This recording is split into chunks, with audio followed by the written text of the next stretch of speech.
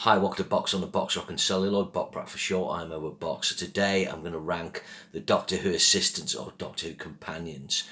There's quite a lot of them, so I'm just going to give you a top 10, but I'll discuss some of the other ones, why they didn't make the cut. But some Doctor Who assistants are assistants, like Liz Shaw or Jo Grant, who have a scientific background. Other ones are more companions, travelling companions.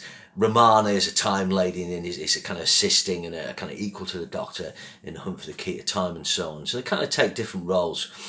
Prior to the John Pertwee era, I can't really talk too much about the assistants on that because I don't know those stories as well. But I think Fraser Hines as Jamie really stands out from that period. Victoria's pretty cool as well. So particularly my pick is going to be from John Pertwee onwards. But a few that did make it, because Liz Shaw's the first John Pertwee assistant, as it were. She is works for UNIT. What I should say as well, actually, about these is if you go into these things, they do pick an awful lot of people. It's like someone who's been in the TARDIS once, class as a companion. For me, the Doctor's companion assistant needs to be someone who's in every episode with that Doctor and is very much seen as the travelling companion assistant. There may be 2 or 3 people, but they've got to be there and be in most of the stories. So Liz Shaw is in the first John Pertwee series. I quite like her, actually. A lot of people knock her. Quite interesting, more professional woman, a more modern woman. I think in some ways, the character got cut for that due to the sexing of the time. Obviously, we know what came after. You get characters like in the Peter Davison era. I didn't mind Nyssa or Adric, but they were sort of fighting for space. It's very difficult when you get 3 companions. There's one of the problems with the Jodie Whittaker era as well, and especially when it's writing so bad. Obviously, Adric, it was shocking when he died.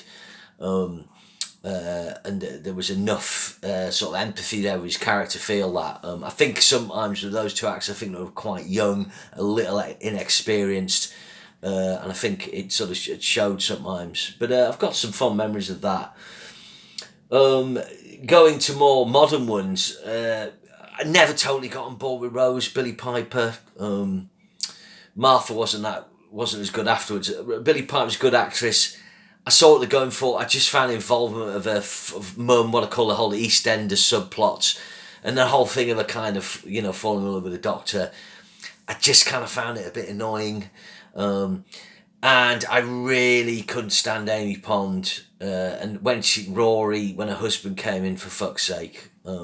Karen Gillan's a good actress. I watched her in Douglas's Council recently. I like her. She's gone to America. She's really good.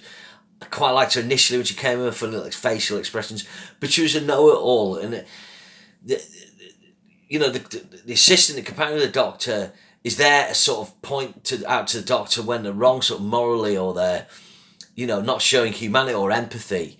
And yeah, they can help and do things, but they don't know more than the Doctor. She has lived 900 years, in terms of knowledge of the universe. And I think they started a pattern. And then that thing of bringing the companion in more, having more story, their home life and things like that. They do it all the time now. I just don't like it. The show's more my age, really. But yeah, I just couldn't get on with Amy or Rory. Didn't mind Bill Potts, actually. Pearl Mackie. Don't know, she's kind of been forgotten about, but I quite liked her chemistry with Peter Capaldi. Going back to the earlier days, Mel, Bonnie Langford, that was with Colin Baker, I think. But she certainly went for Sylvester McCoy. I actually think Bonnie Langford's been quite good since she came back in Doctor Who. She's too much the sort of showbiz child star back then. Ace, I always thought her acting was poor. It was quite good to see Sophie Aldridge in the recent special. But acting hasn't got much better, sorry. That's one of the things with Doctor Who back then. They didn't always cast a great actress, and actresses didn't have very good careers afterwards. What's changed with Doctor Who? Billie Piper, Karen Gillan, done great. Free Magma, she's in an American show. Christ, what's her name? Clara. Anyway, she's done really well.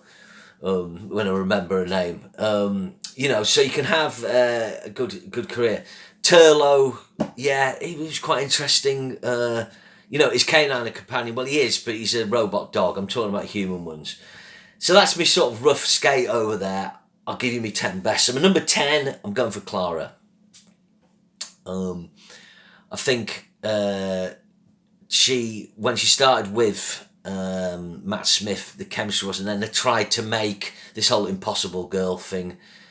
Again, what was that? But when Peter Capaldi came in, they established a better chemistry.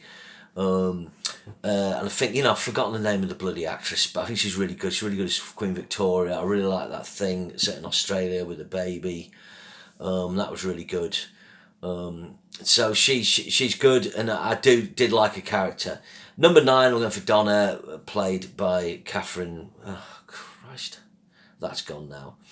Anyway, you know what I mean. I didn't like the Runaway Bride thing, but when you got the Fat Babies episode when she reappeared, the chemistry was instant. It was very funny. Again, although I love Bernard Crimmins, I wasn't totally into, the EastEnders aspect again. Awful in the reboot, the whole thing, when they brought it back with Tennant recently, although the second episode was pretty good. Never totally got the Dr. Donna thing. All seemed complicated to me. But Catherine Tate, there we go, was a good companion. My number 8 choice, I'm going to go for Perry. So Perry arrived in the last, second to last Peter Davison story. I think she's really good. The actress, again, it's escaping me, did a really good American accent. She's a good actress. She established a really good, strong chemistry with Peter Davison pretty instantly. And then with the Caves of Anzijani, it really felt like the Doctor was out there to fight for her, even though he hadn't known her that long. Then when she went with Colin Baker, again, it was pretty good. I know a lot of people have problems with that era, but I like Perry. She was Bonnie as well. I think the media sort of profile did play that up a bit. We're not going to all of that, but anyway, there is that thing. Obviously, it does help if you fancy the assistant. I'll go for Romana too next. Lalla Ward. Wasn't that keen on her when I was younger, I guess. But more recently, when I've watched some of those episodes, I think she's good. I quite like her wardrobe. She wears some really cool, quirky outfits. Lalla Ward's quite interesting actress, married Richard Dawkins. She also appeared in the horror film Vampire Circus. But she's good, and she got that one great episode, City of Death. I think that's another thing about the companion, If you appear in a great episode or some great episodes, it does solidify you more. My next choice is Romana 1, Mary Tamm, so I'll get it out there. I fucking fancy Mary Tamm, right? She's a great 70s lady, so she's in the Likely Lads film, she's in some horror film, she's in the Odessa File, she's hot, she's actually had some Estonian heritage, so she's got little Eastern European eyes, that lovely colour to her eyes. Beautiful woman. Romana had really cool outfits, the right Rebos operation, that sort of white kind of fur dress she's got, it's one of the best ever outfits. She's got a cool kind of cap she wears, sort of androgynous thing and a Stones of Blood. She's got a cool sort of 70s outfit in Androids of Tara. I don't know why she only did one series. People are kind of critical of her, but I think she does work well in the Key to Time. It's quite good in a way that she's just in that Key to Time story, and I think the Key to Time's a pretty good series. I'm not really into Power Crawl, not all the stories are great, but having that interlinking thing, sorry, just not doing it there. But I do, I've always liked that Romana, because I fancied Mary Tamm. Okay, my next choice is Tegan Jablanka. The actress, again, forgetting the name, Christ. Anyway, Tegan's really good, actually. I mean, at the time, I didn't sort of pick up on it, but when I watched those back later on, she's really good, established a character really on a really kind of emotional, sort of moral sort of barometer for the Doctor when she decides to leave because she's sick of all the killing and stuff. Janet Fielding. I like to look in the first, the air hostess looks cool, but then she kind of had that shorter cut and then slightly different. She had a really good 80s look. She kind of had like the look that the girls in the Human League had, with the short hair and like some cool 80s stuff. And I think it's a look that's kind of aged really well. I think her acting's really good. I don't know why she'd have more of a career really, Janet Fielding. She's very good as Tegan. Her chops are good. Really good, like in the Rani the episodes, particularly Snake Dance. And she travelled for a long time. She was a long-serving assistant. I think she's very good. So my number 4 choice might be a bit surprised because he's not in it. He's only in about a series and a half, but I just love him as Harry Sullivan. Obviously, Ian Mark, the actor who played him, was lucky to appear in some of the greatest episodes of Doctor Who.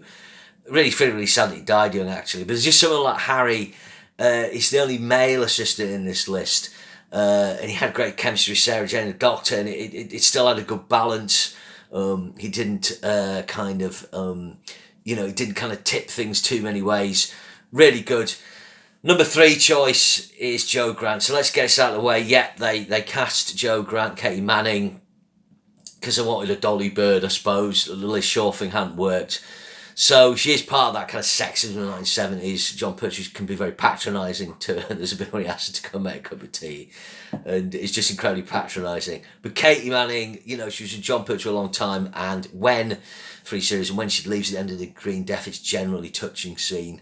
I don't think Katie Manning's a great actress, but Jo is a classic. She's very much in that those classic purple patch of Pertwee episodes. So I really like her, and Katie Manning's always the game to turn up and do Doctor Who related stuff. So number 2 choice is Leela. This is the dad's favourite, Louise Jameson in the 1970s, because she sort of dressed quite scantily. Let's get it out there. Louise Jameson's actually an actress who did have a really good career. She was in Tenko, EastEnders, Bergerac. She had the chops. Really like Leela, quite interesting, the kind of flip side there where she uses a Janus form to just off people, and the Doctor's like, look what you're doing, so often, the companion can sort of question the Doctor's kind of morality, but he's kind of questions Leela. She's in some great episodes, The Talons of Weng-Chiang being to pick one of the greatest episodes of all time. Pretty cool opening episode, The Face of Evil. Her episodes go crap, but when she goes off in the Sontaran, which is the Invasion of the Time, which is a really shitty episode story. But Leela is actual truth is the first Doctor Who system I really remember. So my number 1 will be no surprise, and it's Sarah Jane Smith, Liz Sladen. I think if you did a poll of the greatest Doctor Who companions, even though you've got the modern era, with the way she was brought into the episode of David Tennant, she got the Sarah Jane Adventures, she was able to touch a new generation. I don't know what it is about Liz Sladen. I always think, I didn't remember her when I kind of went back to Doctor Who's, but I think she was etched in my mind because I'd seen Genesis of the Daleks and so on when I was a kid and all those episodes. But I think when you watch Sarah Jane, she's kind of like, she's kind of the kind of moral, she does the moral sort of Doctor thing, particularly in kind of Genesis of the Daleks or Sutekh. And the Doctor has to explain to her. There's a great "Oh, my Time Lord" bit as well. But I think she's like the kind of older sister who's going to nurture you a bit, and I think that was the thing. Okay, I'll get the sleaziness out of the way. There is a clip of her on Swap Shop where she's looking really beautiful with Tom. But I think when you're a younger child, you just relate to Sarah's kind of nurturing quality. And she's just great. And I love the other thing, she got the great episodes. Weirdly enough, she turns up in the last series of Jon Pertwee, and they're great friends, but the chemistry's not quite right there. And her look, she's got the sort of shorter hair, and she's kind of dressed more for journalism. Again, the cast professional woman, but they kind of switched the character a bit. And kind of what happened with Clara character, really, when she went with the next Doctor, the chemistry got better. I still haven't remembered the actress who plays Clara's name. It's terrible. Sorry. Just love Sarah Jane. The Andy Pandy outfit in The Hand of Fear. She's got this cool outfit. She's just great. And it's really weird when she died. I felt really sad. I still kind of miss her. I think that's the thing with Liz Sladen. There's a Liz Sladen-shaped hole in my life. So there we go. Right, so those are my fave Doctor Who companions, assistants. And I'll see you again soon. And remember to share and subscribe. Thank you.